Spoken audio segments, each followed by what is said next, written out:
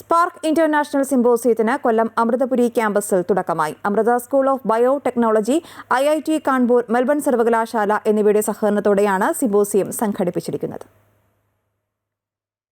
ഗവേഷണ മികവ് വർദ്ധിപ്പിക്കാൻ രാജ്യാന്തര സർവകലാശാലകളുമായി സഹകരണം ശക്തമാക്കുക എന്ന ലക്ഷ്യത്തോടെയാണ് സ്പാർക്ക് ഇന്റർനാഷണൽ സിംബോസിയത്തിന് അമൃതയിൽ തുടക്കം കുറിച്ചത്. കേന്ദ്ര വിദ്യാഭ്യാസ മന്ത്രാലയത്തിന്റെ scheme for promotion of academic and research collaboration പദ്ധതിയുടെ ഭാഗമായാണ് സിംബോസിയം സംഘടിപ്പിച്ചിരിക്കുന്നത്.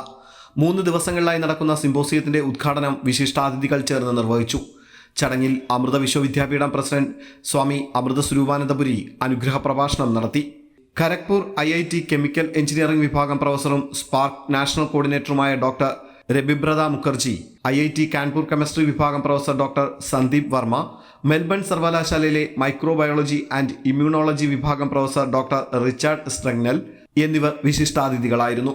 അമൃത സർവകലാശാല pro vice chancellor doctor Maneesha V Ramesh, life sciences വിഭാഗം dean doctor Bipin G Nair, physical sciences വിഭാഗം ഡീൻ ഡോക്ടർ ഗീതാകുമാർ എന്നിവർ ചടങ്ങിൽ സംസാരിച്ചു. 6 സെക്ഷനുകളിലായി നടക്കുന്ന സിംബോസിയത്തിൽ മെൽബൺ സർവകലാശാല, വിവിധ IIT-കൾ, ഡൽഹി സർവകലാശാല എന്നിവിടങ്ങളിൽ നിന്നുള്ള 30-ലധികം വിദഗ്ധർ പങ്കെടുക്കുന്നുണ്ട്. സിംബോസിയത്തിന്റെ ഭാഗമായി പ്രഭാഷണ പരമ്പരകൾ, ശാസ്ത്രീയ ചർച്ചകൾ, പോസ്റ്റർ പ്രദർശനങ്ങൾ എന്നിവയും അമൃതപുരി ക്യാമ്പസിൽ നടക്കും. അമൃത ന്യൂസ്, കൊല്ലം.